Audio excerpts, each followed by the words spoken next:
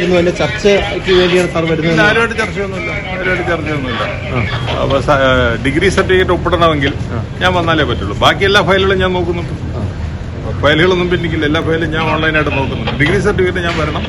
Degree certificate എല്ലാം ഒപ്പിട്ട് കൊടുക്കും. അത്ര തന്നെ ഉള്ളൂ. വേറെ പ്രശ്നമൊന്നും. വലിയ പ്രതിഷേധം ഉണ്ടാവുമെന്ന് സാർ വരാതിരിക്കായിരുന്നു. അല്ലെന്നേ, ഞാൻ ഡോക്ടറാണ്. അപ്പോ prevention is better than cure ആണ്. അപ്പൊ ഇവരുടെ അടികൂടിയാല് എന്നെ ചിലപ്പോൾ ഇവര് പ്രൊട്ടക്ട് ചെയ്യും. പക്ഷെ ഈ പോലീസുകാർക്ക് അടി കിട്ടിയാലോ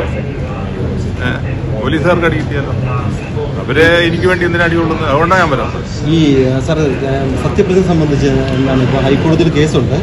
അല്ലെന്നേ, എലക്ഷൻ നടന്നു എന്നിട്ട് അതിന്റെ റിപ്പോർട്ട് മുഴുവൻ കീറിക്കളഞ്ഞാണ് പറയണം. ഇപ്പൊ കീറിക്കളഞ്ഞ റിപ്പോർട്ടിന്റെ പേരിൽ എങ്ങനെ ഡിക്ലെയർ ചെയ്യാൻ പറ്റുക? അതാണ് പ്രശ്നം. കോടതിയുടെ ഡിസിഷൻ വരട്ടെ എന്നുള്ളതാണ്.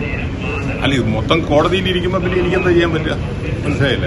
ഇലക്ഷൻ നടന്നു, അതിന്റെ റിപ്പോർട്ട് തരേണ്ടിയിരുന്നത് രജിസ്ട്രാറാണ്. അദ്ദേഹം പറഞ്ഞു എല്ലാം കീറിക്കളഞ്ഞു.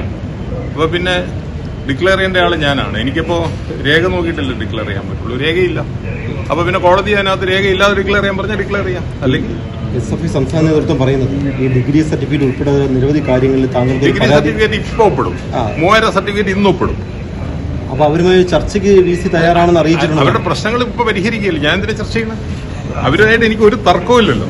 അവര് നമ്മുടെ കുട്ടികളല്ലേ.